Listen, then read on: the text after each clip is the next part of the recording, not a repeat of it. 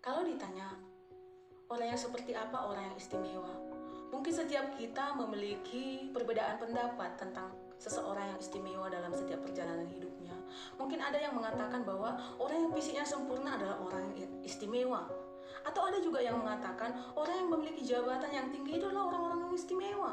Atau ada juga orang yang mengatakan orang yang memiliki ekonomi yang banyak atau harta yang banyak itu adalah orang-orang yang spesial, orang-orang yang istimewa. Atau ada orang yang juga yang mengatakan bahwa orang yang studinya tinggi bisa menyelesaikan dengan baik, memiliki prestasi-prestasi yang baik, itu adalah orang-orang yang istimewa.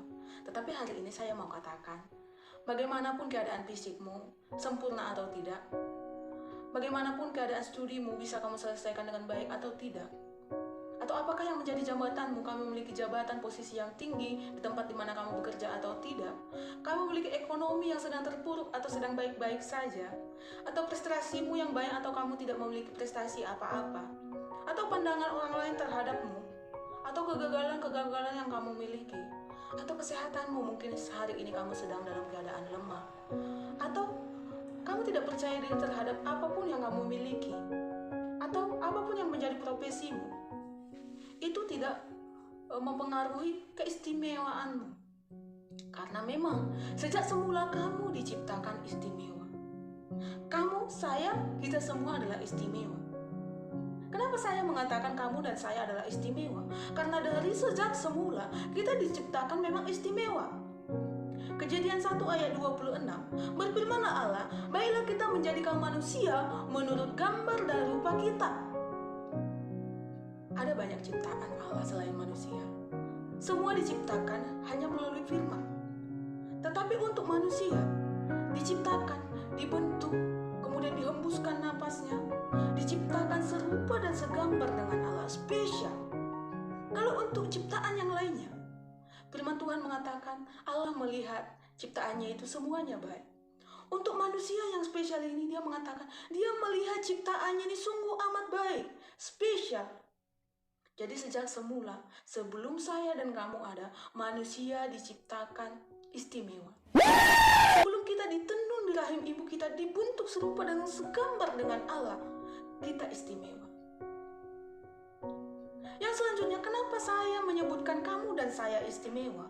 Karena manusia dipilih untuk mengusahakan dan memelihara ciptaan lainnya. Di dalam Kejadian 2 ayat 15 dikatakan, Tuhan Allah mengambil manusia itu dan menempatkannya dalam Taman Eden untuk mengusahakan dan memelihara taman itu.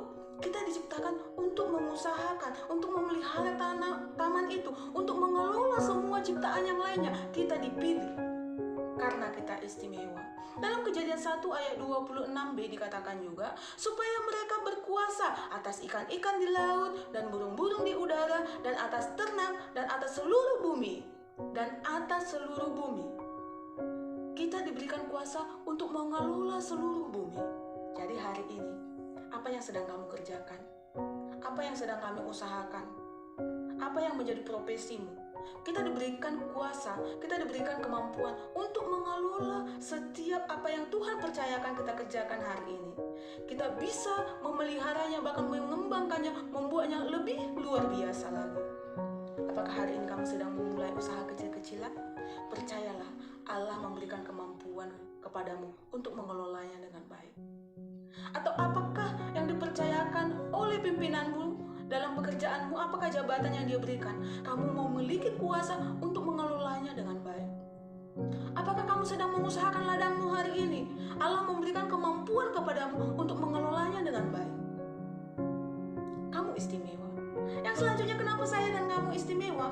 Karena ketika kita jatuh, ketika kita gagal, ketika manusia itu jatuh ke dalam dosa dan tidak bisa menyelamatkan dirinya sendiri, Allah memiliki inisiatif untuk menyelamatkan manusia. Kejadian 3 ayat 15 dikatakan, aku akan mengadakan permusuhan antara engkau dan perempuan ini, antara keturunanmu dan keturunannya. Keturunannya akan meremukkan kepalamu dan kamu akan meremukkan tumitnya. Ini dia sedang berbicara tentang di masa yang akan datang akan ada yang dikorbankan, akan ada yang mati untuk menebus dosa-dosamu, dosa saya dan dosamu. Di mana kalau tidak ada yang dikorbankan, kita tidak bisa menyelamatkan diri kita sendiri. Kita tidak bisa keluar dari perbudakan dosa itu. Oleh karena itu, kita membutuhkan satu juru selamat. Kematiannya menyelesaikan semuanya, menyelesaikan dosamu dan dosaku, dosa keturunanmu dan dosa keturunanku, dosa nenek moyang kita bersama. Semua selesai, sempurna, dan kita diselamatkan.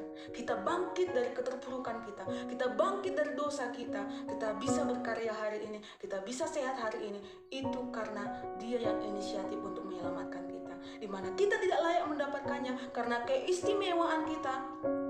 Dia yang sempurna turun ke dunia ini, mengorbankan anaknya yang tunggal supaya kita tidak binasa. Salam sehat, salam kuat, semakin kuat di dalam Tuhan. Tuhan Yesus memberkati. Shalom.